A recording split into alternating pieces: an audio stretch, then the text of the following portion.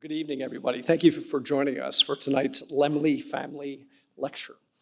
My name is Frank Doyle. I'm the 14th Provost here at Brown University, where I'm also a Professor of Engineering and a Professor of Neuroscience. We're incredibly honored to have Dr. Alondra Nelson here tonight, an acclaimed scholar and writer, recently served as Deputy Assistant to former President Joe Biden and Acting Director of the White House of Office of Science and Technology Policy. Very much looking forward to learning from her this evening. The fact that Dr. Nelson is able to join us here tonight stems from the generosity of Wayne Lemley, hence the Lemley Lecture. He was a 1980 Brown PhD graduate who recognized the need for events like this to happen and generously worked with us to make this series take place. Thanks to his support, we have new opportunities to bring exceptional leaders to campus to engage and inspire the community as well as beyond it, including eminent figures such as Nobel Prize winner Jennifer Doudna, writer Isabel Wilkerson, famed journalist and historian Jill Lepore, American biologist Arthur Horwich, and just last year, Stanford chemist and Nobel Prize winner Carolyn Bertozzi. Over the years, Wayne's support for Brown has extended throughout our campus, to the Nelson Center for Entrepreneurship, to the School of Engineering, and more, as well as this wonderful series. The impact of these gifts will ripple out for generations to come. We're truly grateful. Tonight's lecture, How to Govern the Future, Artificial Intelligence and the Road Ahead, will address one of the most pressing challenges facing many organizations today: how to strike a balance between innovation and regulation. It's about unlocking the vast potential of AI while ensuring we approach it with due consideration for ethics and equity. At Brown, we are acutely aware of the transformative role AI is poised to play in the way we teach, the way we learn, the way we work, the way we live. As we define our approach to AI, we are bringing together diverse disciplines: the sciences, arts, humanities, engineering, entrepreneurship, public health, policy, medicine, and so much more, to shape the future of education, research, and responsible practice. We're especially proud to have recently appointed Brown's first Associate Provost for AI, Professor Michael Lippman, who will provide strategic leadership in AI education, research, and governance. Michael brings to the role a strong legacy of work in AI, including education and interdisciplinary research, and is a leading spokesperson in the field, most notably through his work at the National Science Foundation, where I don't think the two of you overlapped, Dr. Nelson, as I just learned, but Michael's deeply familiar with your work. So we're excited about the work ahead here on our campus, and we're really thrilled to be welcoming Dr. Nelson to campus for this very timely and impactful conversation. Before we dive into the lecture, I'm just going to outline for you briefly the agenda for the evening. So after Dr. Nelson's talk, she'll be joined on stage by two of my esteemed colleagues, Professor Prudence Carter and Professor Suresh Venkatesubramanian, for a conversation. Following that, we'll open up the floor for questions from the audience. As you can see, we have microphones in the aisles, and you can also raise your hand if you're in the middle of the aisle, and we can have a mic passed to you. So starting off, I'd like to introduce Suresh Venkatesubramanian, Professor of Data Science and Computer Science, as well as Professor of Humanities here at Brown. He's the interim director of our Data Science Institute and the director of the Center for Technological Responsibility, Reimagination, and Redesign here at Brown. His research interests lie in algorithmic fairness and, more generally, the impact of automated decision-making systems in society. Suresh recently finished a stint in the Biden-Harris administration working under the leadership of Dr. Nelson, where he served as Assistant Director for Science and Justice in the White House Office of Science and Technology Policy. In that capacity, he helped co-author the blueprint for an AI Bill of Rights. He will introduce the topic for tonight's lecture and subsequent conversation. Please welcome Suresh.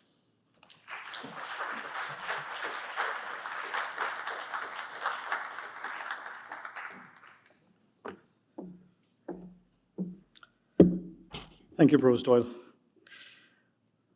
I think it goes without saying we're living in interesting times. For anyone who works with AI, it feels like each week brings a new revolution. One announcement can shift billions of dollars in the stock market or cause geopolitical panic. We live in a time where some of the best guidance on the responsible use of AI is put out by the Vatican and the United Nations. All around us, we see calls for more technological development, more development of AI, more investment in AI. I can't even turn on the radio in the morning without hearing something about AI. I go to get a haircut and end up having a discussion about smart mirrors. My son's school wants to use AI to monitor his communications for safety. The truth is that AI now affects us all, and so it is critical that our needs are central to how we govern it. Professor Nelson, as a sociologist of science, has understood this throughout her career, and that's for much longer than ChatGPT has been around. I had the honor of working with her in the Biden administration, and she guided that administration's work on AI with a very clear and humanistic vision of what rights we, the people, are owed in an increasingly algorithmically driven world.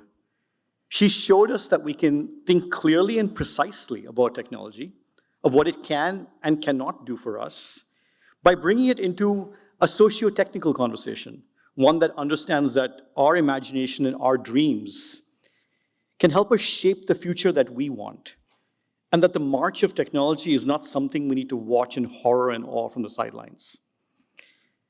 I came back to Brown with a mission to bring that way of thinking, the way of thinking that I've learned from Professor Nelson, transdisciplinary, informed by machine and human, impactful, people-centered, to the academy. I started the Center for Tech Responsibility here within Brown's Data Science Institute to continue this work, and I'm proud to be at DSI, where we build connections with scholars from disciplines all across campus who are trying to make sense of this AI moment we're in. So it gives me like no end of joy to have Alondra back here and to hear her thoughts. I feel like the circle is closed, or maybe it's not a circle, but a helix that's sort of going forward as it loops. Welcome.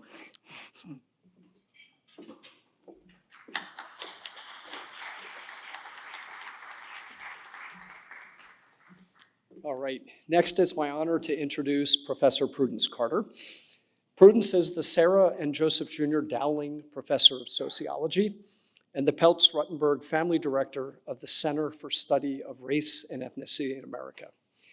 A proud Brown alumna, Prudence's research explores the enduring inequalities in education and society, focusing particularly on their root cause and potential solutions. Her award-winning book, Keeping It Real, School Success Beyond Black and White, critically analyzes cultural explanations for academic achievement among low-income Black and Latino youth in the US.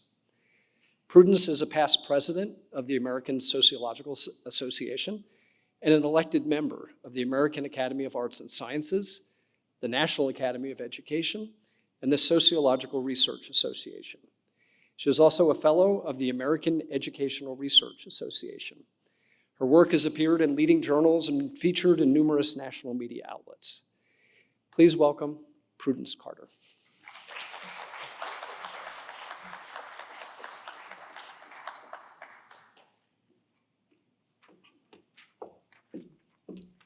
Thank you for that lovely introduction, Frank. And good evening. Good evening. It's so lovely to have you out. I know it's a very cold evening, but I am so excited about this evening's event. Before I introduce our special guest, I first just want to share a note of gratitude and thanks to those who actually made this possible this evening. Thanks to the staff from the Provost's office, from CSREA, from the Data Science Institute, Christy Dos Reyes, Trey Austin Swan, Stephanie LaRue, Zach Leggett, Aspen Stewart Cunningham, Kristen Jones, and Katie Kapaner. Thank you so much. And there are many others behind the scenes, but especially those who had active hands-on in planning this evening's program. Well, they say if you set your intentions, you can bring things to fruition. And this past summer, Professor Sohini Ramachandran and I were having lunch. And we were thinking about how we could actually collaborate through our two centers and institute, the center and institute. And we both realized that we were kind of fan club members of Professor Alondra Nelson. And we said, well, why don't we see if we can get her to Brown? And here we are. Let's fast forward a few months later. It really is my sincere and deepest pleasure to welcome someone whom I call my sister friend, Dr. Alondra Nelson. I don't know if she can recall, but I was thinking about this today of when did we first meet? When did our paths first cross? And I know it had to be about 20 plus years because I have a poster in my study office at home, which advertises a lecture series where we both were invited at Boston College. And we were asked to speak on racial inequality within our respective areas of expertise. And since then, I've had the great fortune to observe her meteoric rise in academia, leadership, and the world of federal and, dare I say, international policy. A scholar of the intersections of science, technology, policy, society, race, genetics, Dr. Alondra Nelson is the Harold F. Linder Professor at the Institute for Advanced Study in Princeton, New Jersey. She's also Distinguished Senior Fellow at the Center for American Progress. Dr. Nelson was formerly, as already mentioned, Deputy Assistant to President Joseph Biden and Acting Director of the White House Office of Science and Technology. And in this role, she was not only the first African American, but the first woman of color as well to lead US science and technology policy. At OSTP, she spearheaded the development of the blueprint for AI Bill of Rights. And in addition to that, she provided guidance to expand taxpayer access to federally funded research. She served as an inaugural member of the Biden Cancer Cabinet. She strengthened evidence-based policymaking, and she galvanized a multi-sector strategy to advance equity and excellence in STEM fields, among many other accomplishments. Including her in the list of the 10 people who shaped science in 2022, Nature said of Dr. Nelson's OSTP tenure, this social scientist made strides for equity, integrity, and open access.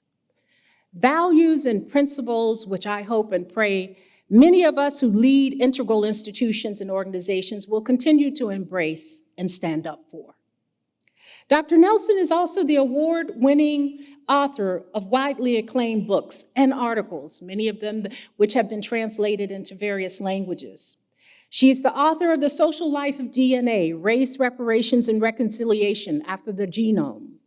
She's also the author of Body and Soul, The Black Panther Party and the Fight Against Medical Discrimination, Genetics, and the Unsettled Past, The Collision of DNA, Race, and History, with Keith Wailoo and Catherine Lee. Of course, with all of this incredible accomplishment and many contributions to the Academy and to the policy world, she's also the recipient of numerous prestigious awards and honors, an elected member of the National Academy of Medicine, the American Academy of Arts and Sciences, the American Philosophical Society, the Council on Foreign Relations, and an elected fellow of the American Association for the Advancement of Science and the American Academy of Political and Social Science. In 2023, Dr. Nelson was named to the list of the inaugural Time 100 list of the most influential people in AI, and appointed to the United Nations High-Level Advisory Board on AI. It is my incredible honor, my pleasure, to introduce and welcome to the podium, Dr. Alondra Nelson.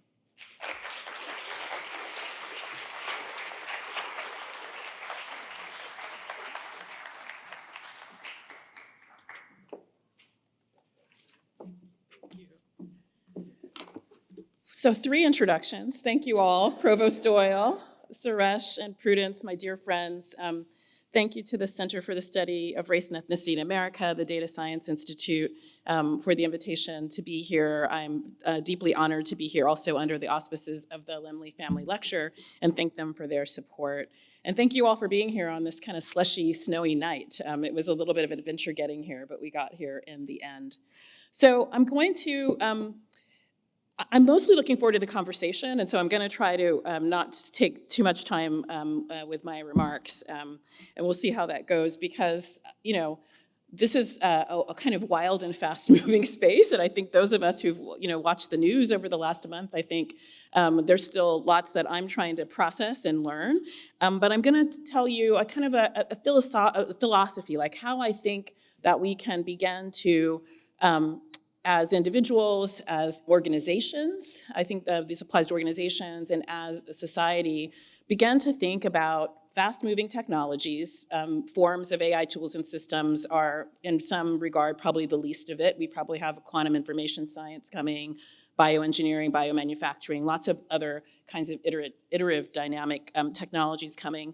And I think it requires, in some ways, a different philosophy of thinking about governance, and that's some of what I want to talk about today, this evening. But I want to, let's see here. There we go. Oops, went too far. Just begin with, just to level set with a definition. This definition comes from the OECD, which is sort of, what is AI? And I guess one of the sort of things that I think that's really important for all of us to really appreciate is that AI tools and systems are powerful, they're transformative, they already impact virtually every facet of our lives, and that will continue to be the case. And we all get to have a voice and a say in how they're used in our lives. And so I start with this brief definition that is a kind of very general purpose definition. That's not a technical definition, in part because I think it's very important that all of us feel like we have a stake and also an entree into this conversation. So what is AI? Machine-based systems that take various data inputs, right, and make outputs based on those data. So the outputs can be things like so-called predictions, things you might be familiar with. So, predictive patterns, you can track them in things like supply chains. Like, so how many widgets have we sold over the last year, and therefore how many widgets might we be able to anticipate using various forms of sort of machine learning technology to help us know more about that. Other forms of AI are recommendations, right? A recommendation system. So I'll allow you, depending on how you think about your Netflix recommendations or your Spotify, to think about how useful and powerful you think AI is as a recommendation system.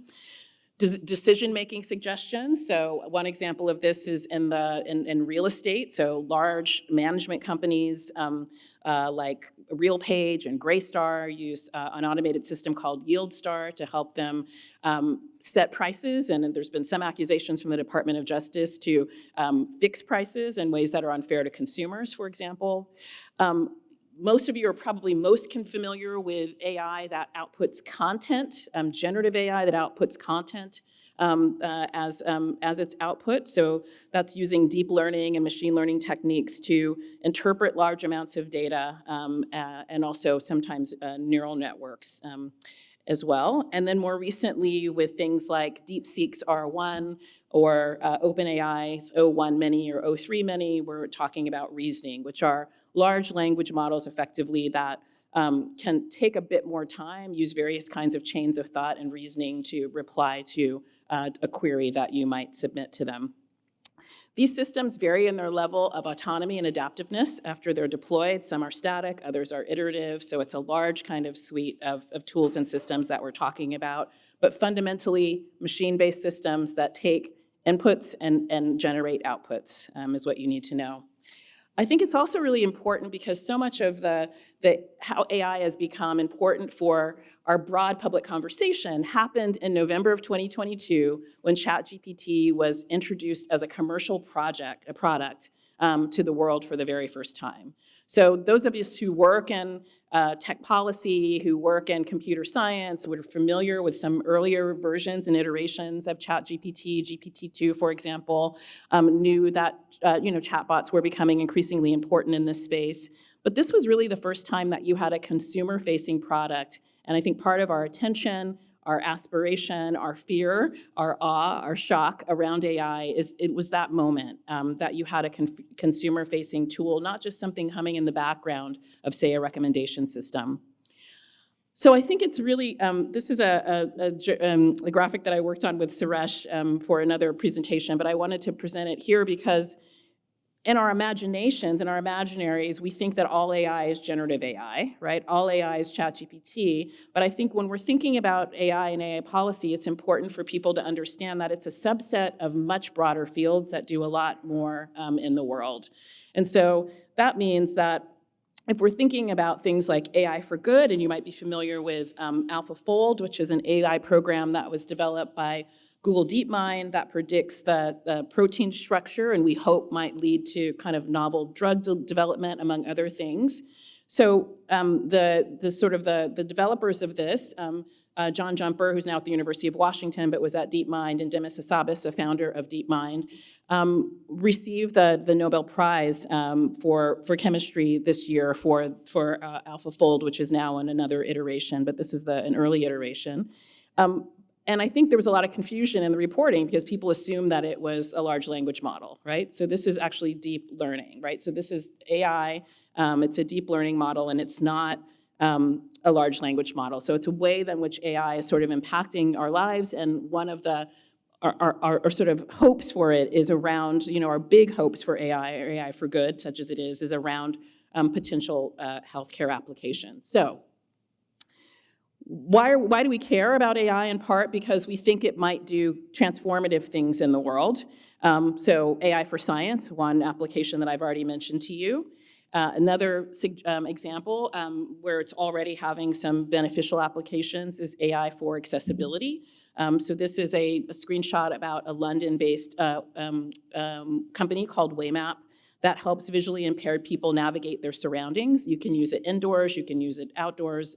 It's used in a lot of subway systems. It's also a really important example of universal design in that it was initially intended for people who had forms of impairment, but it's actually really useful for all of us as we're navigating in space, and it's become a really, I think, really important use of AI that's expanding. And then we might think about AI for productivity, right? So how can we think about how AI might be useful for crop yields and for crop resilience?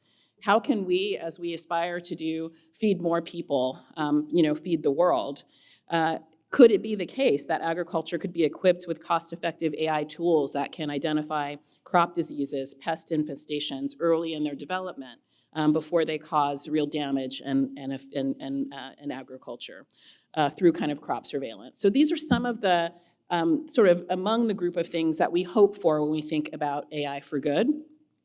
I also wanted to offer our colleague Jennifer Eberhardt's research that's just beginning, that's using large language models to help us analyze police data from body camera footage. So one of the ways that we think technology can be used for social justice, although the data is very complicated on this, is through, shining light on it. Use body camera images for engagements with the public and police.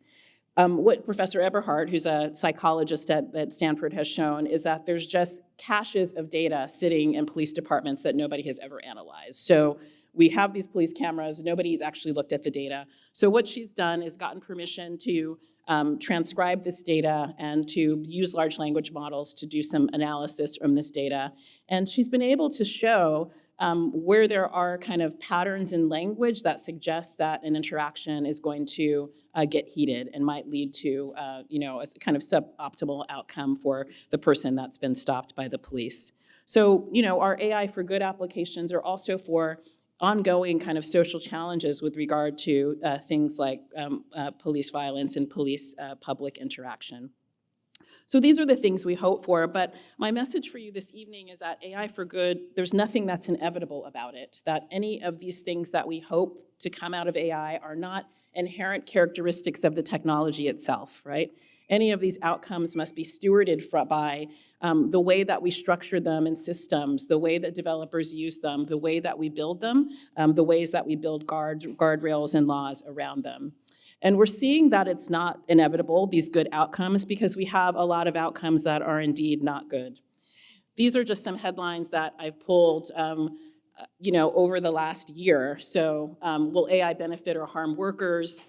ChatGPT invented a sexual harassment scandal and named a real law professor as the accused. Federal cyber chief tells agencies to tap brakes on AI because of security issues. They thought loved ones were calling for help. It was an AI scam. So we're living in a world now where we have aspirations for how we might use AI, but we have everyday examples of risks and harms that are happening to people. And indeed, organizations like the federal cyber chief a few months ago, telling agencies to be careful about with regards to security issues for AI. We, of course, also have tragic stories like that of 14-year-old Sewell Seltzer III, who took his own life in February after speaking to a chatbot that was modeled on a Game of Thrones character that he had, kind of grown attached to, and that, as the reporting suggests, told him that it was okay for him to end his life. We have examples of, as well as Robert Williams, who was the first case in which facial recognition technology, a form of AI, misidentified someone as being involved in committing a crime that he did not commit. In this case, he was flagged by an AI system, a facial recognition system, for shoplifting, in a situation that he wasn't even present. Similar story, this gentleman, this is Randall Reed, who was driving his Jeep to his mother's home outside of Atlanta, and he was pulled over on a busy highway.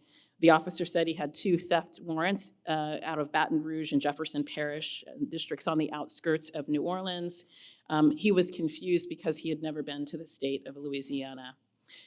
So he gets accused of using stolen credit cards, and it was eventually discovered that he bore a resemblance to a suspect who had been recorded by a surveillance camera, and that data was analyzed using facial recognition technology. Mr. Reed sat in a jail for nearly a week. He could not be released on bond because he was supposedly, he was waiting on these officers from Louisiana to come and pick him up and sort of extradite him to their state. His Jeep was towed and impounded, like Mr. Williams, the gentleman I showed you before. I'm just gonna get this to go back, no. He was not able to, it cost him and his family quite a lot of money. Clicker. I'm not clicking, let's see. We'll go to slightly more analog. So I wanted to present these scenarios to you because I think that we have a pretty profound challenge facing us. For all the good and the potential that we might have for the use of AI tools and systems, we also have some grave challenges that we face. And moreover, I think that there's a sense that the American public, I think, has a sense of dis-ease around these tools and technologies. So when I say that AI for good is not inevitable, it's not only because it's not a character or an inherent quality of the technology, it's also that if you don't have tools and systems that are trusted by people to sufficiently adopt them, and any of the beneficial things that you hope as outcomes for them will not come to pass, no matter how great the technologies are. So I'm going to show you a little data that I think will, it often comes as a surprise to people because, we're made to feel that if we're not using every chatbot, if we're not, deeply involved in writing some, working with some AI application every day of our life, that we are left behind. I can't tell you how many conversations I have with people at different organizations where they feel like they're being left behind. But I want you to understand that the usage rates are still growing, that people, everyone, believe it or not, in your life is not using AI all the time. And that part of those misgivings are because of their, that we've not created a trustworthy kind of ecosystem for these technologies. So I just wanted to show you, this is Pew Research Center, which I think many of you know does some of our best survey research on internet and society more broadly, but this is on AI. So this is from about a year ago. And here the point I want to make, this is the share of employed Americans who have used ChatGPT for work. And they note that it's risen by double digits, right? For tasks at work, to learn something new, and for entertainment. But I want you to appreciate that the rise is, it might be a rise of 100%, but you're still looking at only 20% as the height, right? So we still have kind of very low penetration of use of generative AI in American society and in the workplace. And so, so I think that we need to sort of think about this data as we're thinking about the hype about the introduction of Copilot to sort of every software suite in every community and every office, et cetera, and whether or not, what that actually means. I'm going to show you 2 more slides. Sorry, there we go, from the Pew Research data. So this is concern about artificial intelligence in daily life far outweighs excitement. So this is from 2001 to 2003. So you would have expected that people would be sort of more excited and less concerned, but the data doesn't do that, right? So as you go from 2001 to 2003, 2022 is when ChatGPT is introduced, you have more than 50% of respondents in this survey are more concerned than excited. And so the growing exposure to AI, particularly after that November of 2022 moment, makes people, there's evidence that it makes people more concerned and more apprehensive. And lastly, this one's a little bit harder to see, but Americans widely oppose employers using AI to make final hiring decisions, track workers' movements while they work, and analyze their facial expressions. So opposition to using it for a final hiring decision, to tracking workers' movements while they work, 61%, keeping track of when office workers are at their desk, keeping track, recording exactly what people are doing on their computer, so a sense of surveillance in the workplace, analyzing employees' facial expressions, tracking how often workers take breaks. So again, if we think that part of what we hope that AI might bring beneficially is efficiency, you can put that in quotes and sort of define it in an academic sense, productivity in the workplace, the fact that workers are very concerned about the introduction of this should give us, I think, pause, and I think should make us want to govern these tools, introduce these tools, frame these tools, and use these tools in ways that can begin to instill confidence for people in them. So the last data I wanted to show you is just from the most recent Edelman Trust Barometer, which is less a survey and more kind of public perception, but they've been doing this survey for a long time. Last year, they did their first introduction of questions about AI, and they did it across several different countries. So resistance to AI stronger in developed markets is the headline here, but the question was, do I reject the growing use of AI or embrace the growing use of AI? And what's, I think, quite striking is that the 50% or higher reject the growing use of AI are in sort of Western developed countries, right? The US, Australia, the Netherlands, the UK, Canada, and France. Where you see, 50% or more, I embrace the growing use of AI, only one country at 51%, which is China. So, so not only do we have in the United States, I think, a lot of work to do to make the adoption of these tools and systems more widely adopted, but we also, sitting in the broader, this is not the entire world, but sitting in a kind of broader ecosystem of thinking about other countries, it's also the case that skepticism in the United States and in the so-called developing world is extremely high. So what are we going to do about it? If we think that these tools are useful, potentially beneficial, how are we going to think about it? How do we govern the future? So we've seen some examples over the years. Countries have attempted variously, multilateral organizations like the United Nations have attempted to offer policies, principles, and the like. My most recent headline here is that the US Navy has banned the use of DeepSeek due to security and ethical issues, and we can probably have some conversation about DeepSeek later. ChatGPT was almost immediately banned in Italy over privacy concerns. Italy has also asked for an inquiry around DeepSeek. Federal government to introduce new laws to curb risks of artificial intelligence.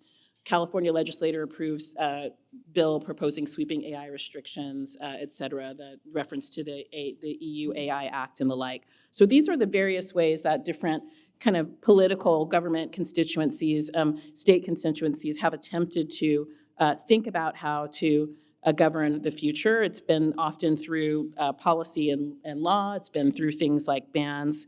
I want to talk in my retaining time this morning a little bit, as I said at the top, about what I think is the kind of philosophical approach that we need to think about how we want to govern AI. I'm going to draw from an article that I wrote last year in Foreign Affairs. It was entitled "The Right Way to Regulate AI," but I actually don't use, regulation is not my word, is the editor's word. I'm much more, I think, interested in thinking about a broad suite of things that we might call AI governance. And we can do this through policy innovation is one of my arguments here. And when I say policy innovation and policy, I don't just mean the federal government, and I don't just mean state governments. Universities make policy, high schools make policy, how do we want to make the rules for how we want to introduce and use these tools and systems in our communities and our institutions. Important because policy, I think, sits, we might even say parents make policy in the household, right? So what policy does is enable future desire states. Sort of what do we want this space, this community, this organization to be like, to look like, to behave like. And I want to suggest that innovation in policy is the condition of possibility for these desired states. What are the levers, the processes, the principles that we variously need to develop and implement to kind of reach these desired policy states? Policy innovation and AI governance in particular is not, as I said, regulation, right? The big R word that is almost always considered a negative thing. That's supposed to be sort of taking something away instead of, I think, enabling, right? So AI governance rather than AI regulation is an assemblage of its laws, its rules, its policies, its norms, its standards, right? It's the sort of suite, as a sociologist, the things of the parts of social behavior, the ways that we shape institutions, the ways that the norms through which we use to engage one another. And we want to think, I think, in the innovation piece is like, how do you leverage all of these levers to mitigate current and future harms of AI development and deployment, and to steward the potential well-being of these tools. So I'm going to offer 5 principles. The first, remember that AI is a way to, like, the right way, I think, to govern AI, how to govern the future. Remember that AI is not magic. Return to first principles, including a vision of the public good. Recognize that existing laws, rules, norms, and standards apply and use them. Recognize that new laws, rules, norms, and standards may be needed and craft them. Embrace iteration and pry open the black box. So let's start with the magic or the lack thereof. So, like you might have noticed that when we have the opportunity, we have these new tools, and we have the opportunity to sort of decide as industry, as society, what is going to be the kind of emblem, the emoji, the sort of avatar that we're going to create for AI. You might have caught this story in the Wall Street Journal that talked about how what we chose for AI, what companies chose for AI, was the sparkles emoji. It became the symbol of our AR future. It could have been a robot arm. It could have been a neural network. There's lots of other things that it could have been.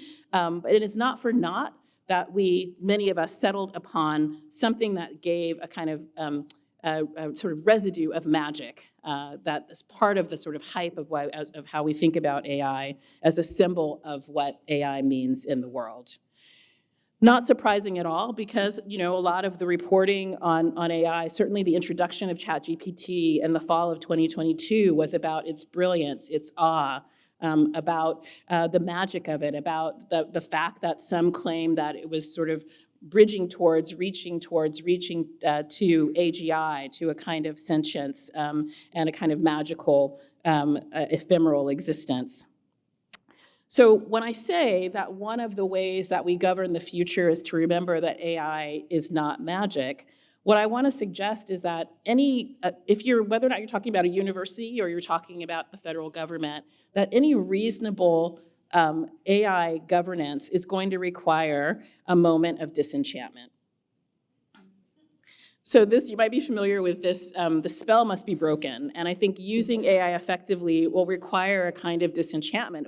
It will require us going from thinking that AI is sparkle emojis to that definition I began with, machine-based systems that take inputs and make outputs with them, right? Statistics, science, math, not magic. Because you can't govern something if you think it comes from another world. You can't imagine being able to have tools that are both powerful and useful and fair and just if you think that they come from another dimension that is not inherently part of the world that you exist in. So you might be familiar with this Disenchantment animation series. This is Princess Trabini, who is loosely based on Daenerys Targaryen from A Game of Thrones, but as you can see, she is the disenchanted, kind of rundown version of a charming and powerful princess. And so I think that we need to, we want to imagine AI as the mother of dragons, but we also need to understand that that AI has all of this sort of scaffolding that makes it possible that is significantly less magical. What this means in the policy space, this is an initiative that Suresh and I are working on with some colleagues at Stanford and other places, is that we need to, in the policy space, again, whether or not you're talking about the federal government, the state government, or an institution, be willing to have science and evidence-based policy in AI. So part of what the kind of hype cycle around AI created for us and made hard to govern the future and think about governing AI was a sense that it's happening so quickly. The black boxes are so dense, everything is so obscure, the neural networks, the layers of them are so deep, we can't possibly know or appreciate or understand what's going on here, and we just have to leave things as they are. Part of what we're trying to do in this initiative is just insist, it is true that there are black boxes, that input and that output, the things that are happening there in the middle are getting increasingly complex as you get in more capable AI. But it is also the case that they're not completely unknowable, and that we should ask, as we're making decisions about governance of AI, what can we know? What does the science show? What does the evidence show or not show? Another way that I've been trying with others to pursue this is through something called the International AI Safety Report, which is the first where there's a group of us, 100 contributors. It came out last week, the final report, released by the UK government, which is trying to say, what is the state of the science? What do we know about how these tools are enabled, how they're risky? And there's going to be disagreements, right? This is a fast-moving field, but there are things that we can know, and there are things that are more or less likely to be true and to be the case. And so part of that disenchantment is to treat AI as we would any other scientific subject as researchers, with my researcher hat on, both as a scientific research subject, as something you would approach from a humanities perspective as well. So, okay, number one of my philosophy, remember that AI is not magic. So second is return to first principles. So part of our discussion about AI that I think makes us sometimes think that we can't possibly govern it, that we can't possibly shape it for the outcomes that we want, and we just have to be at the mercy of choices that developers make, for example, is that we think that nothing like AI has existed before in the history of the world, that we can't quite wrap our minds around what these tools might be like and how we might think about them.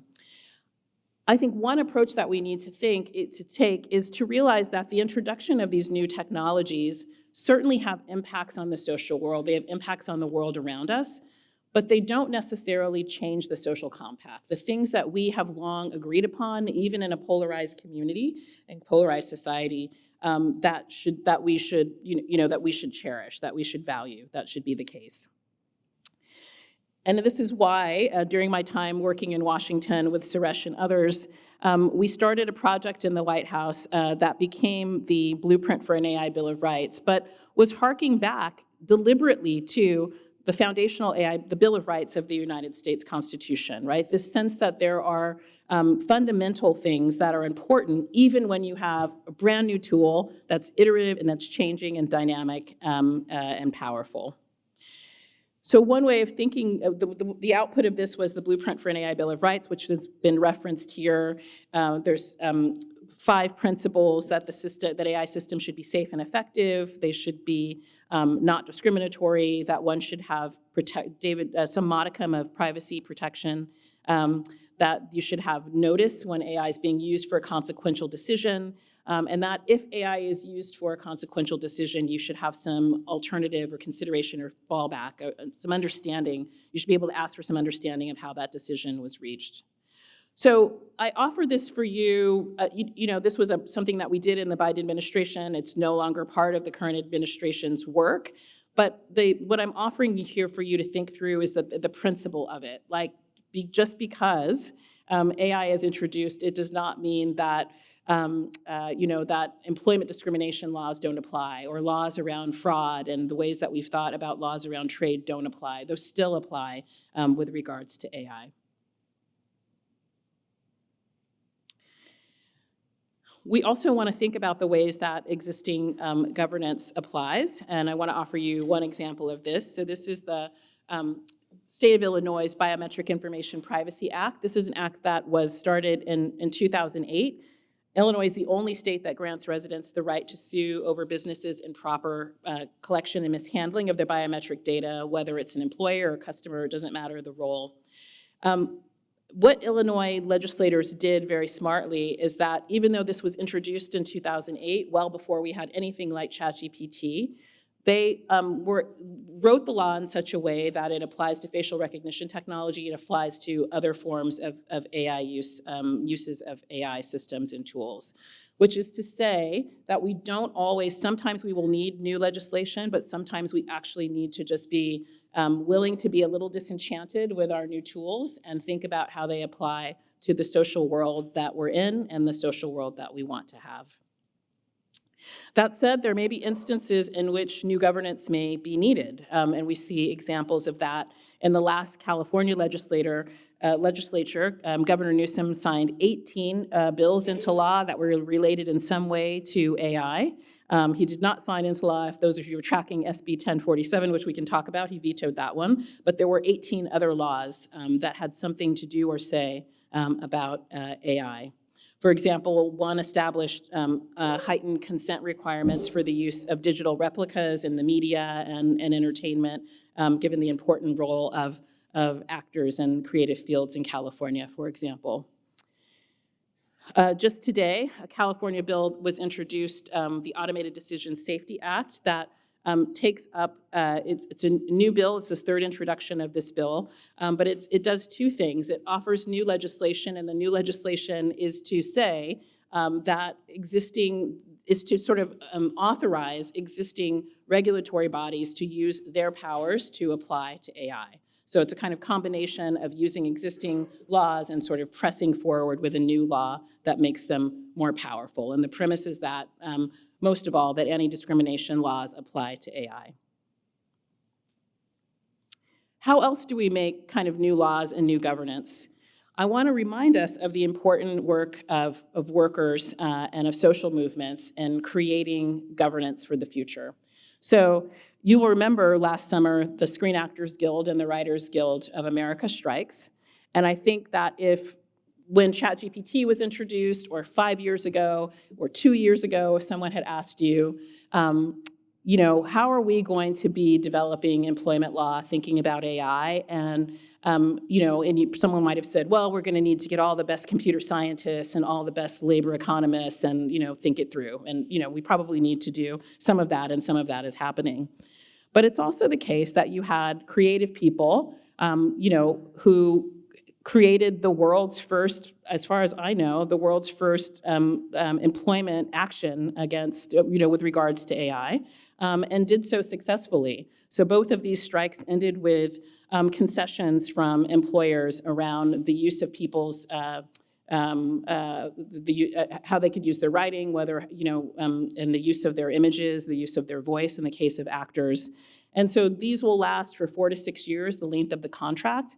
But I think that we should, I take heart, and I think that we should take heart by the fact that, people who are, English majors and poets and the like, really understood that they didn't have to be computer scientists to understand the stakes of AI for what it would mean for their employment and for their creative work, and were able to do something about it.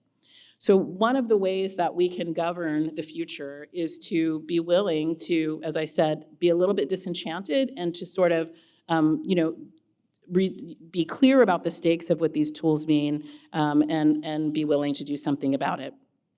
Those are the top two images. The bottom two images are from the National Nurses Association, who are also engaged in trying to figure out how exactly we're going to use AI not to replace nurses, but to augment that work, and what does it look like, and what does liability mean in those instances, and how do your loved ones who are being cared for with nurses who are using kind of algorithmic systems, is that the experience that they want? Is that the experience that's a healing experience? And moreover, some nurses just flat out say that that AI is degrading their work.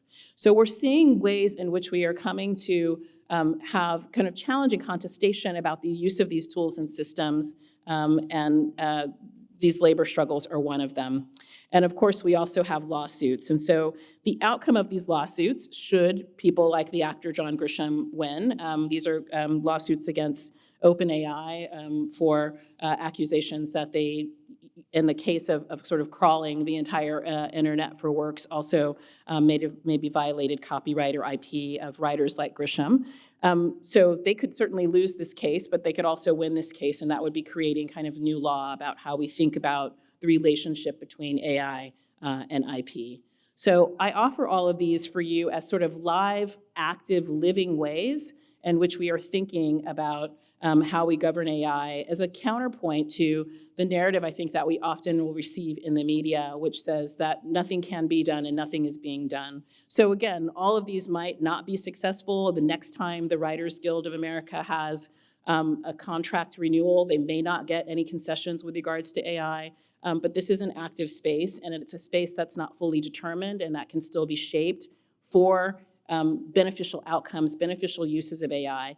Part of what the challenge that we face is that it might be the case that creative people want to use AI in their work, but if you're facing kind of the extinction of your work, you've got to actually sort of be able to have other conversations about how you might engage with these tools in your work.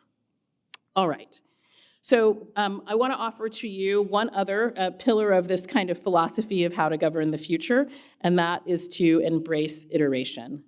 So it is certainly true that to create policy, whether again you are a school or a federal government, around technology and around things like generative AI, things like AI reasoning systems that build out of large language models, it is the case that making policy around these technologies is different from making technology policy around a car or a toaster, right? On the one hand, we want to get to basic consumer standards, the same as we have for a toaster, which we don't yet have for AI.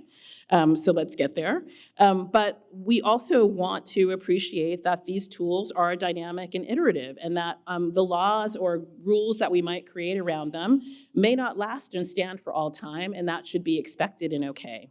So working in Washington, as I did, you come to learn that people working on the Hill, senators and our representatives, our elected officials, often believe that making a good law or a good policy is something that stands for 10, 20, 30 years, right? That for many generations of lawmakers was what it meant to make a good regulation, right? So if you think about the last time we really did regulation around anything having to do with the internet, it was probably the Communications Decency Act that was in 1996 that gave us Section 230. That was over 30 years ago. We've not really done policy since then. And there was a sense that, and I think there probably is still a sense that that law should just stand, right? But it's clear that when you have dynamic systems, we might have to reimagine that. So how do we want to think about that? I think that we should think about policy making, if not, it might be harder in the sort of formal regulatory and legal space, through the framework of what we've had to do with standards for things like cybersecurity, right? So this is the National Institutes of Standard and Technology. I love to use the NIST example. I think there are other examples because NIST is one of the federal organizations, federal agencies that's actually in the Constitution, right? So this is an organization that's over more than 100 years old. The ways that we had weights and measures and early trade in the United States come out of the work of NIST. So NIST is really meant to do this really important work that's not supposed to be iterative, actually. That's supposed to be kind of solid standards for, this bale of hay weighs, gives you this much gold, those sorts of things.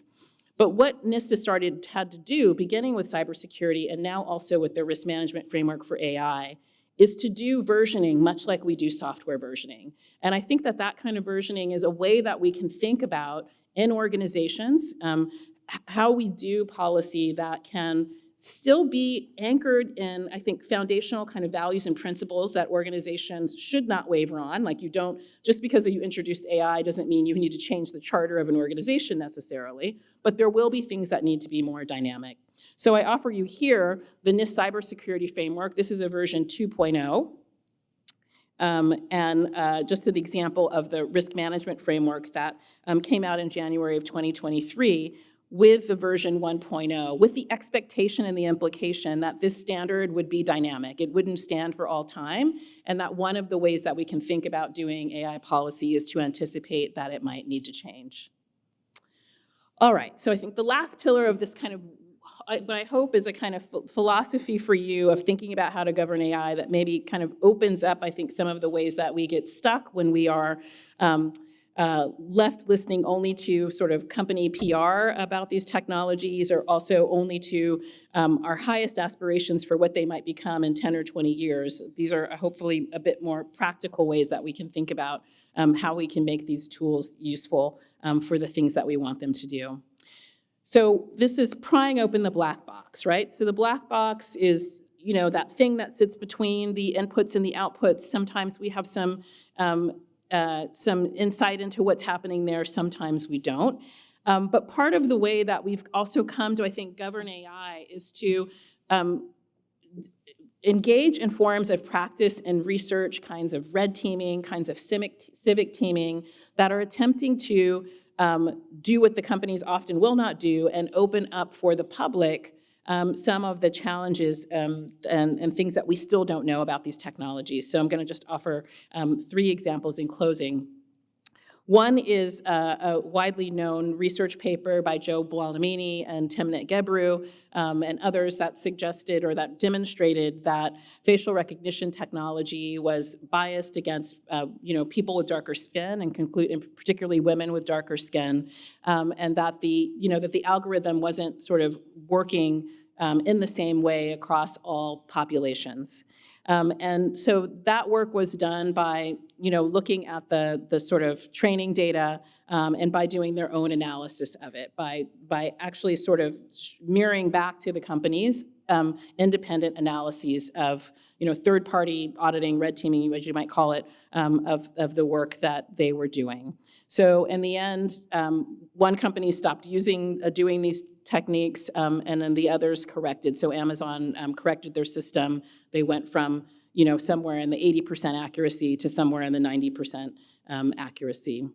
We already have deep research obviously was just introduced by OpenAI, and so there are already public evaluations of these tools are happening. This is one from this week from Science that Derek Lowe did, that are beginning to kind of probe these systems, again, in the absence of kind of standard safety testing that we might expect from other tools. And so one of the ways that we govern them is by, I think, naming and shaming in some instances where the tools don't work, and really trying to offer the testing that the companies aren't doing.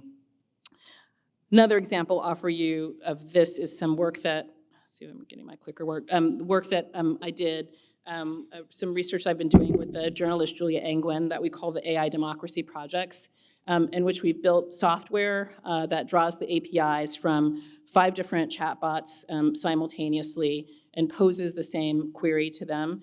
We worked with lots of incredible AI experts, and also, importantly, we had to work with subject matter experts as well, bipartisan election officials from all across the United States, because what these systems output was information that sounded completely plausible about where an election polling site is in your community, or whether or not you can vote if you have a misdemeanor arrest or a felony conviction in your community and the like. And it really took people who were actually from these actual districts to be able to answer these questions. So this is really, it's hard work. It's, I think, work that I think those of us at universities can feel and research institutions can feel a little bit resentful of, because we're having to, kind of follow behind companies who didn't do kind of adequate research and do it for them in some instances. And I think I enjoy doing this research. I think many of us enjoy doing adversarial kind of red teaming and other kinds of testing around these systems. But I think we do have a fundamental question about what happens to university blue sky research when so much of our attention is being turned to kind of correctives of what the companies have done. That said, this is one of the critically important kind of tools or levers that we have for right-sizing these technologies. So I would offer you that as the kind of last pillar of how to think about how we might govern AI, and I welcome our conversation.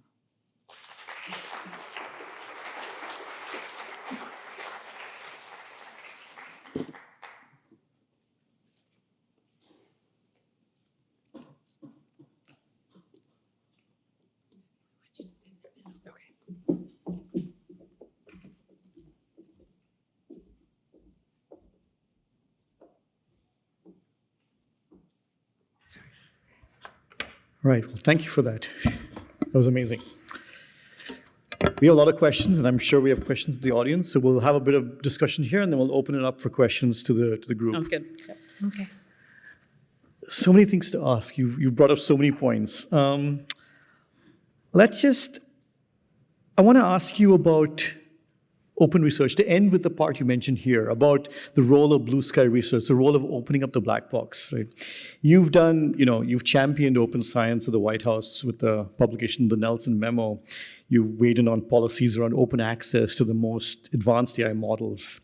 You mentioned DeepSeek and something. How do you see the role of open science, especially in regard to, say, community participation involvement in the advancement of technology? Yeah, I mean, it's, I think what I didn't have time to say here that's worth mentioning is that we have had a real transformation in the research ecosystem, so that we're sitting in the middle of, and the AI transformation is sitting in the middle of that. So it used to be the case that only universities did research, or mostly universities did research, and you had a few places like Bell Labs that also did research, but it really took place in universities, and we had that that sort of paradigm of commercialization. So you do R&D, you'd get applications, and then someone in the private sector would take them and commercialize them. It's now the case that research is being done a lot more in the private sector. The National Science Board puts out a report every 2 years called the Science and Engineering Indicators, and there's an amazing chart from the report that came out of March of last year, what suggests that, shows a significant increase in the percentage of research that's being done in the private sector, but that comes with lots of implications, and so that means that you don't have the standard kind of scientific approach, right? So you don't have, you might have peer review sometimes, but are people sort of refuting? Do you have an hypothesis? Are you testing a hypothesis? Is someone refuting it? Can someone, test what you've done? Sometimes that's the case, but often it's getting a product good enough to ship it, and it works well enough, and we'll get it out in the wild, and we'll see if it works well enough. So I think that's created a whole different. It's scrambled the research ecosystem again a little bit, and it's made it, I think, all the more important for, I think, us to really be committed to open science, across sectors to the extent that you can, which is getting more difficult because in the private sector you're dealing with proprietary information or claims of proprietary information. So, so that's really a challenge, and I think that we've got to sort of. I think it's very important for research universities to really keep that scientific method, open science, being able to show your work, have others share your data to the extent that it's possible. Sometimes data can't be shared is important. And then, related to that, during our time working in Washington, we tried to evolve a policy that had been made in the Obama administration, I'm trying to use the kind of, what's the legal, I'm thinking of like a lawyer sitting over my head. What is the kind of White House legal lawyer term? I think it's not required, it's not mandated, it's suggested that federal agencies, make federally funded research available to the public as soon as it's finished, and not have this 12-month embargo. And that was, I think, a couple of things. That was very much, you take a responsive to the pandemic and to things that happened during the pandemic in which we made science more open and available to people, so researchers could do it, so we could understand it. It was a very fast-moving science. And also entering into a world of just kind of growing distrust of science and of research. And I think, the sort of theory of the case here is everyone's never going to trust government fully, or they're never going to trust scientists fully, but to the extent that you can make the research and show people what their taxpayer dollars were spent on, and we're living out some of that right now, that might sort of help to sort of begin to sort of patch up some threadbare trust. And so both commitments to open science, but those are also commitments to, I think, a more democratic practice around research. Yeah. So as I listen to you, and first of all, thank you so much for sharing and informing us so deeply. One of the things that I couldn't help but feel was the tension between futurism and pessimism, or technological advancement and humanism, thinking about civil rights and inequalities versus what could be beneficial and what could be reduced or advanced. And I want you to wear this your sociology hat a little bit, particularly when I think about some of the issues in the black box, but some of the issues of bias that you raised, right? And there's, some of the work you've done at the White House was also around equity in STEM fields. And one of the things that we know, and some of the questions that were already pre-selected, is there are a lot of people who really doubt this kind of technological advancement because of the adverse impact on certain bodies and certain groups of people. And so I want you to just talk about that a little bit more, about what would be needed to actually reduce, in terms of representation, or if it's in terms of the actual science and the coding. Well, we know it's the coding, right? But I don't want to go to Amazon and my face not be recognized, right? Like, that's a problem, and then that can become a collective problem, that can become a civil rights problem. That's why a lot of people are pessimistic about it. So one of the blueprint or standards for your blueprint that you developed was around civil rights, individual civil rights. What do you think we need to do in this moment where it's almost where there looks like there may be a little bit of regression?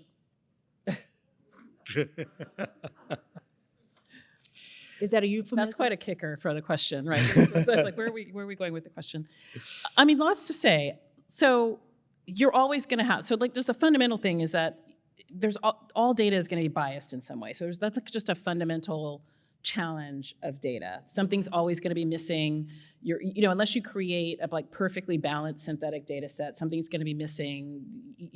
Things are just not going to be fully represented. That's true in social science research as it is in computer science research. So that's just a fundamental thing. And then you bring in the person who selects the data, the person who frames the data. All of those are moments of what we might call bias, right? In which decisions are being made about how data is cleaned, about how data is labeled, et cetera. So I think that's a fundamental truism. And then, you said about the futurism and the pessimism. I was a STEM kid. I work in science and technology policy because I think these tools are cool. I really actually are, I'm endlessly kind of captivated by what we're able to accomplish. But I also, the part of me that's a social scientist just knows that we can expect more, that we are being given choice architectures and frames around technologies that don't have, and they're naturalized in a way that we think about them in the social sciences, and they don't have to be naturalized. And so how do you probe around the framework that you're given to think about how these tools potentially might be better? It might be better people. The question that you ask about, facial recognition technology is a particular, distinct problem that has particular biases that I think are more than some other uses of AI aligned with the ways that we think about racial inequality. So I think it's a particular use case that is available for that particular critique and for the prying open of the black box around that issue in particular. I think it's a hard problem. I mean, we have. It certainly does not help that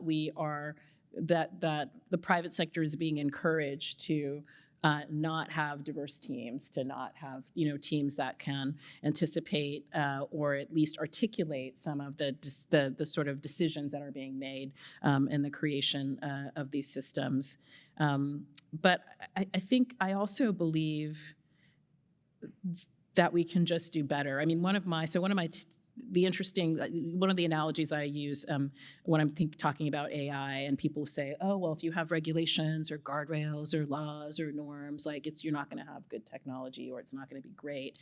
And I think part of why I often will lead with the kind of values anchor piece, those fundamental things that, everyone wants a fair shot. That's a truism, wants a fair shot in life. And I think anchoring in that allows us to then say, well, how do we build technologies that allow us to do that? So the metaphor I often use is around basketball and Steph Curry. And, in that, there's no Steph Curry without a three-point line. So I often think about innovation as and sort of responsible, ethical innovation as that three-point line. Who are going to be the developers that are actually going to really do true innovation that allows us not to have to give up even an inch of the things that we value about our society, and still have tools that are help us to be more productive, healthier, safer, and the like. She's not kidding about being a STEM kid. I still remember a phone call. I was walking back from the Washington Zoo to Georgetown, and we were on the phone talking about cryptocurrencies and how they work. I still remember that. Putting everything on the blockchain. Yeah, everything on the blockchain. Yeah. Treasury on the blockchain. Everything on the chain. But you've seen you've been at the center of discussion on AI, not just at the highest levels of the U.S. government, but at the world with the UN. You've been seeing what's happening in AI all across the planet. And AI discussions are not just a US discussion, no matter where we might be going now. They're all over. And you've been at the safety summits, you're going to another ones.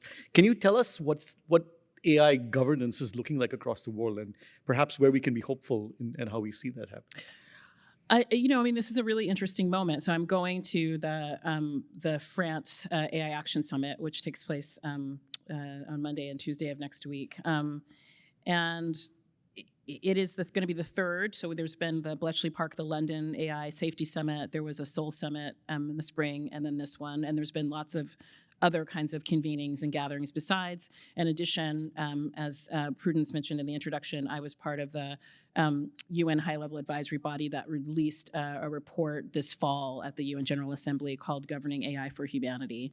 So it's a hard space because it's such a space of geopolitical contestation. And on the one hand, you have the United States, which up until maybe 2 weeks ago was the clear by far leader in this space, was driving the space, and could, I think, take a role that was wanting to kind of bring the rest of the world on, but kind of really on our terms, because this was an industry that we created. This is our kind of our technology, our innovation, and I think so. The challenges that you have in the international space are that they're never not competitive. Even as people talk about wanting to do more for people and the planet and all of that, there's always this kind of sort of undercurrent of that deep competition. So I think, certainly with the UN work, it was 38 people from, with thinking about nationalities more than kind of 40 different countries. And I think where we got to a place across all this competition, and there was a colleague from Russia, there were 2 colleagues from China on the committee, in which I think we agreed at the level of particularly of science, like that there should be, the world should, like no individual country or member state in the UN, including the United States, can make good policy decisions around AI if there's not some common base of understanding about what it is. And so part of that international AI report that I mentioned to you is kind of contributing to that. Sort of what does the scientific evidence say? What does it not say? And how can we proceed from there? But there were other things like, should there be a global fund, that we're disagreement upon, to kind of support the distribution of kind of more AI, training, human capacity, and these sorts of things. So it's a pretty it's a very unequal space, but it's also the case that lots of countries besides the United States have, like colleges, like universities, have AI strategies that they are trying to actualize. And the strategies that I've seen have been things like in Nigeria, the technology minister there, sort of having a diaspora strategy. So sort of saying, I may not have in Nigeria right now the world's greatest AI scientists, but all over the world are Nigerians who are the world's greatest AI scientists. So how do we think about, bringing them on board? You've got places like Singapore that are already leaders in fintech, thinking about how to do that, already leaders in sort of knowledge work and these sorts of things.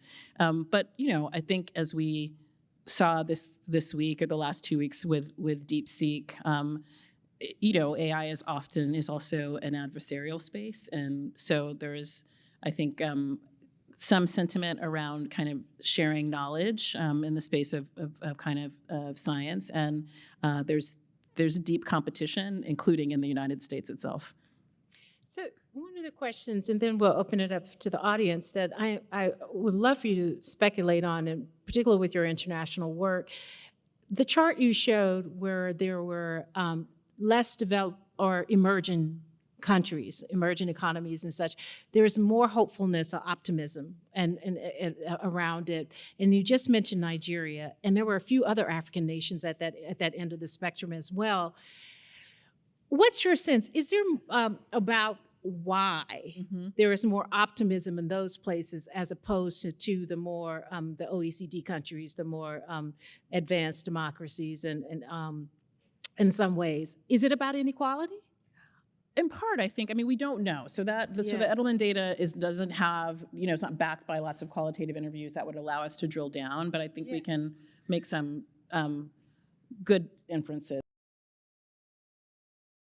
And we see often in the developing world the kind of leapfrog ability. So if you think about a place like Kenya and you think about fintech, you go from kind of not really having a banking infrastructure to being able to use mobile banking, right, as a way that leapfrogs things ahead. So I think there's some of that. I think, certainly with China, China has, for good and for not, very clear kind of policies and guidelines around uses for China, and some of them are not half bad. I mean, some of them say, AI systems should, abide the Chinese Communist Party kind of rhetoric, but a lot of them are, that you should not be discriminated against with an AI system, for example.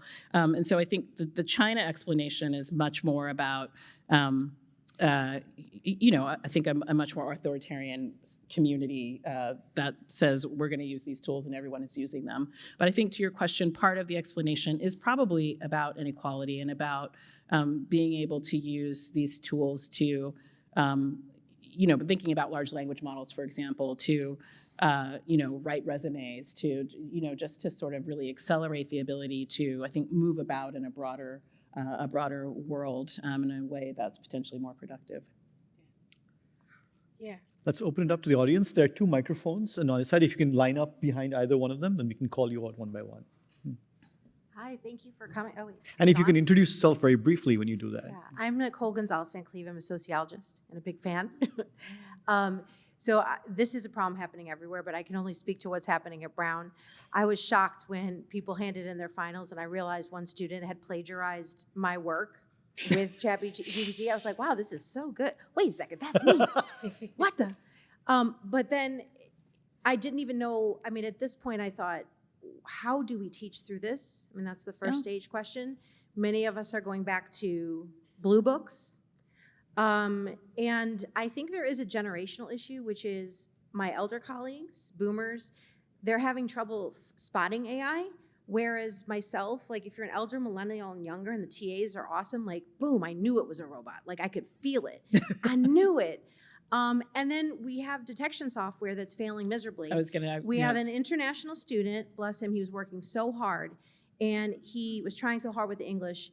And so he basically wrote all his own ideas and then he said, make me sound like a Native American speaker. And I said to him, what happened here? And he said, yeah, I did. I used it. I just wanted to improve my English, and we talked through it, and he was lovely.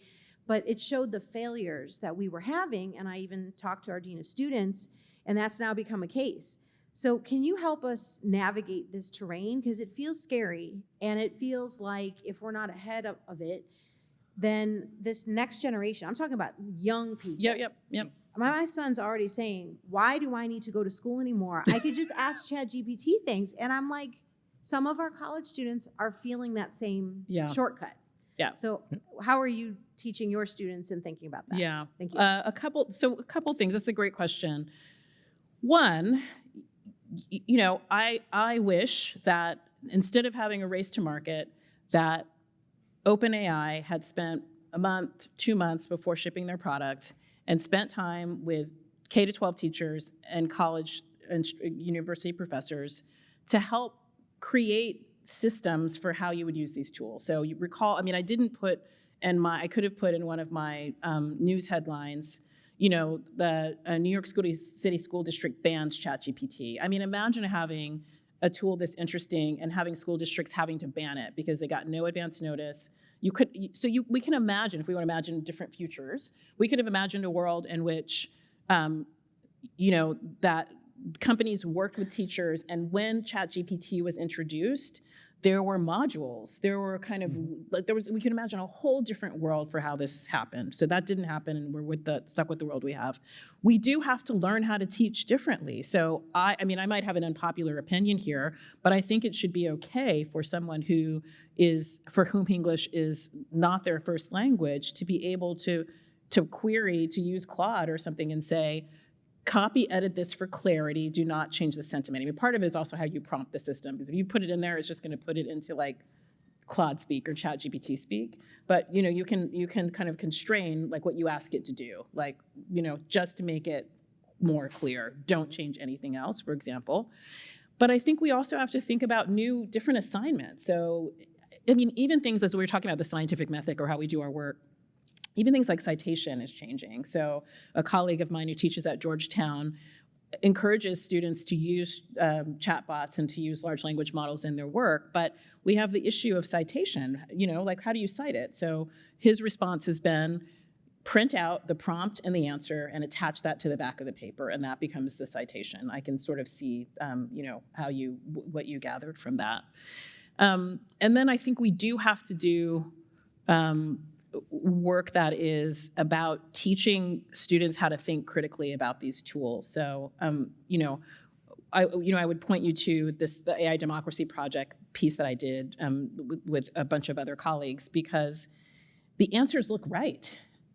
They look completely correct, but they're wrong. And so I think we need to build into students and all of us actually, just a general skepticism, the kind of skepticism you would have even if you're like on TikTok or you're using social media, that kind of just like, is that true? Is that, did somebody pop that hit on that body? And like, did that person actually say that?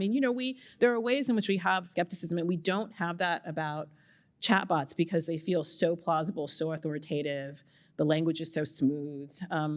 So I think we need to have a whole cluster of different kinds of tools, ways of using these tools. But I would also go back to my talk and say, I'm really sincere when I say like that it should not be the case that your code of ethics still applies, right? So cheating is cheating. So the job of us is to help to figure out, we have values as an institution. How do we interpret those values with these new tools? The values don't change, right? But how do we need to think about that? And so I think that's still the work that we're kind of doing as institutions. But I don't envy you.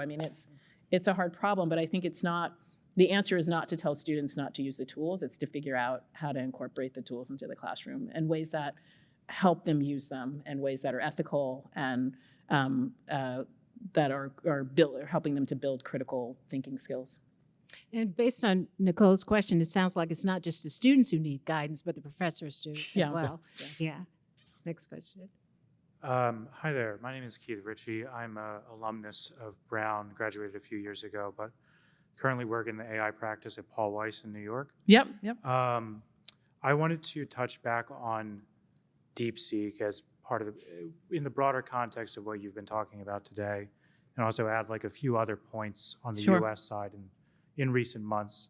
So this wound up getting a little bit buried, but this past week, time flies so quickly. But Google also just like abandoned the prohibition against developing AI for weapons and I surveillance. saw that. Yep. A few months before that, OpenAI began partnering with Palantir's sister company, Anduril. Meta is, I believe, also working with DoD. So my question is really, like from the background that I'm bringing and the context of your policymaking, is how do you regulate AI as something that is a consumer good, it's a productivity tool, something that really penetrates a lot of aspects of our lives, while it's also increasingly being recognized from the capabilities development side as a geopolitical resource of pretty big significance? Yep, love this question as well. So this is one of the big challenges that we face. I mean, we have in the sort of legal literature or legal parlance or policy parlance, this understanding, this sense of dual use technologies, right? The technologies that can be used both for commercial purposes and for military purposes. And particularly with generative AI, you have just not only a dual use technology, you have something that's also called a general purpose technology. Like part of the like AI, like fairy dust is just like, we think large language models can do everything, which they can't, but they do have broad uses. So if you think about something like GPS, which was developed by DARPA, developed as a military technology, and then the government, the federal government sort of exercises its role as a kind of internal precautionary principle and then says, we're going to now make it a commercial product and we're all going to have GPS in our cars. So that's a dual use technology. That sort of a decision was made by this, the state to sort of, make it commercially available. The challenge that we face now with highly capable artificial intelligence technologies is they can simultaneously be used for one and the other, and you don't necessarily know if someone's using a chatbot when it tips over into being kind of potentially dangerous or not. So I think that's just a general, challenge that we face through the paradigm of the dual use technology that we're wrestling with right now. The other thing I would say in answer to your question is there are huge government contracts to be made around these technologies. So if we think about, folks who are older than you, my age, and older, you can remember a time when the introduction of the personal computer happened, and the introduction of the personal computer into institutions took place maybe, let's say, over a decade. And so you had certainly huge contracts with school districts, with the federal government, with Dell and other kinds of computer companies.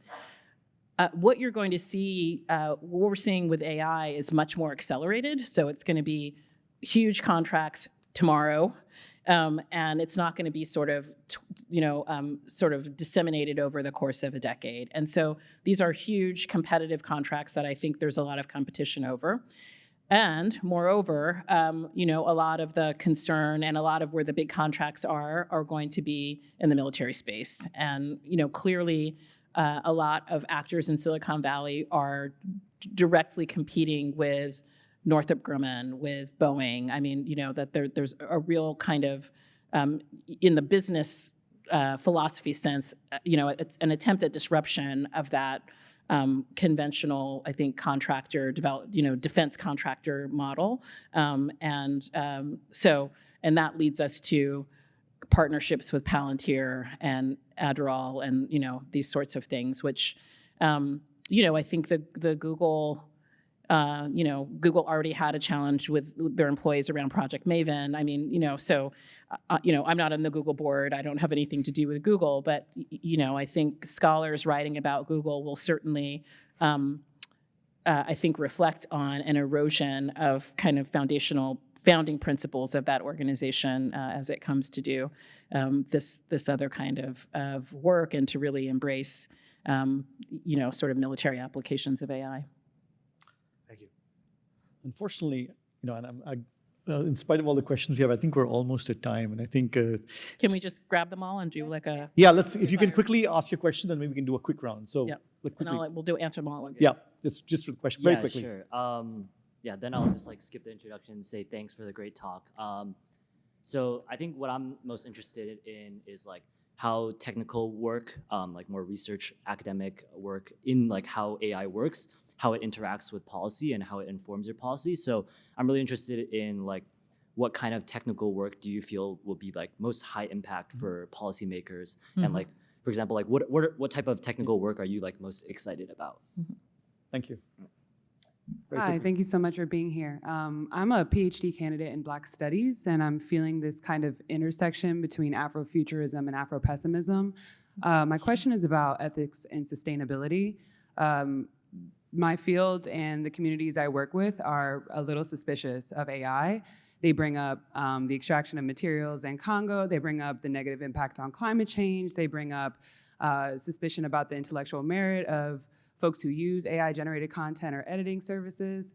So I'm wondering, can you provide a kind of generic, maybe brief script that I can bring back to my communities where I can say, hey, there's some potential here. We should look into Black studies and data. We should think about Black STEM a little differently within humanities departments. How do I challenge these kind of suspicious accusations? Thank you. Hello, I'm a junior at Brown. I had a question about kind of how you envision the distribution of AI around the world. So, for example, DeepSeek follows the Chinese generative AI laws, which violate other laws. And we can see that Europe has had a very conservative approach.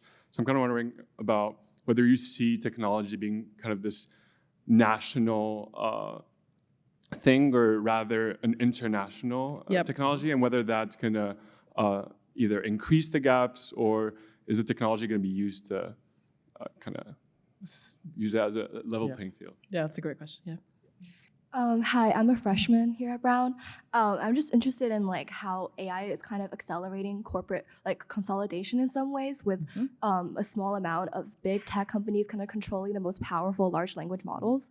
And I'm wondering how we can navigate that with policy, and how me as someone who's trying to look for a job for the future kind of think about it and navigate my own career. Yes, these Big are questions. amazing. These are all amazing questions, actually. Okay, Gotta give another lecture. You have 30 seconds, Alondra. So technical work that impacts policy. I mean, let's see what happens with the U.S. AI Safety Institute, which was established in, was sort of framed up in President Biden's executive order on AI and was started a few months later in the Department of Commerce. So far, it still exists. There's one in the UK. I think there's a Japanese one, Australian one. There was, in November of this year, a meeting of this international network of burgeoning kind of AI safety institutes. So that research is interesting because it's on kind of safety in a kind of very conventional sense and capabilities, but it's also on applications and uses, because to the question that the colleague asked here from Paul Weiss, you often don't know capabilities unless you're talking about a particular use case. And so there's both kind of almost sociological, socio-technical research that needs to be done around taking this particular model, if you're talking about a model, and then what does it mean at the application layer then to use it in these different kinds of contexts. And so I think all of that work needs to be done. We still need to be doing lots of, I think, red teaming and different types of ways of trying to figure out what's going on with these systems. I have colleagues who are mathematician colleagues because they're mathematicians at the Institute for Advanced Study who are doing some of this work. We're thinking about the foundational mathematics of neural networks and of foundation models. I mean, I think those of us who sit in universities really need to refuse, the narrative that we hear from companies, which is I don't know how these things work. We can't possibly know, right? Like clearly they are very complex and it's going to be hard to fully know. But that's really, when I go back to what I was saying about the choice architecture, that's a choice to ship a product before you know more about it, right? And there's all sorts of incentives to do that, but let's not accept that we literally do not have a clue and cannot know. So I would offer those as some suggestions. On ethics, sustainability, climate, the script. I mean, I would say the script is like, you're right. Where's the young person? Yeah, part of the script is like, yes, you are right. But it's also the case that there are like important, applications and use cases, like, helping people, being able to use a chatbot to do a resume. If you don't know how to do tabs and all of that, I mean, like what a chatbot can do, for example, with a resume, I think is pretty great. And do a cover letter and these sorts of things. You have those kinds of applications. You have all sorts of creative applications, some of which will, I think, rub up against, people's ethical positions when we have to think about how the models were rendered and where the data comes from that allows them to be, Sora and DALL-E 2 and all of that. But I think that they're not wrong. And, my work, it was and is precisely about that tension and about thinking and appreciating and acknowledging and honoring communities of color, Black communities, as both really important and I think insightful critics of these spaces and also often important innovators in those spaces. And so I would say your script to your communities is that you're not wrong, and but there also might be some interesting things that we might want to do with these tools as well. This is the issue, they're both, it's all happening at the same time, right? So there are both these kind of national sovereignty claims. We have heightened claims around data sovereignty, heightened claims around, wanting to have sovereign AI, national AI. Even the UK, I think, has used that phrase for a technology that, even before DeepSeek, already had lots of open source models, right? It was already, there are, the UAE has 2 models, Falcon. There are several Chinese models already. There were, models in the United States in addition to Meta's Llama 3. And so, the genie's sort of out of the bottle, and it will be interesting to see, what happens if, how it evolves, right? I mean, how the internet evolved was, these kind of different communities working with Linux and kind of, that more kind of community-based thing. I'm not sure that you're gonna see that with AI, but I don't know. I think it remains to be seen. But I think that fundamental tension, because of a lot of what, some of the kind of geopolitical competition that I mentioned earlier, remains, and it creates these, I think, these weird contradictions. So for example, and I'll talk about the US context, we have, I don't know if they're formally export controls, but I know during the Biden administration that, that sort of an executive order was issued that said that data brokers shouldn't share, American data with countries of concern. With sort of adversaries. But sort of I think to what I take to be the core of your question, what does that even mean? Actually, like how do you keep data and national borders? How do you, when we have a broad political economy around the selling, procuring, and shipping of data, how does that become a kind of national project in a way? So I think there are fundamental things around data and clouds and these sorts of things that both encourage, I think, a sort of desire to have strong control via export controls and other things, but as we saw with the DeepSeek model, also push up against them in ways that sort of make it difficult to accomplish. Accelerating corporate control, yes. I mean, that's the world we live in. I think if we think of one way I often think about it is if you think about the evolution of a company of Meta, and you think about how that company's grown over a decade plus into, a platform in one of the, largest, most successful companies on the planet. So that took place over time, but now you've got, OpenAI and Anthropic that, like, over the course of 2 years, although OpenAI has been around for longer than that, and are going to sort of potentially accomplish that same outcome. And so it's certainly a consolidation of power and of capital, but it's also, I think, to your point, an acceleration of that as well. What to do about that? I mean, I think I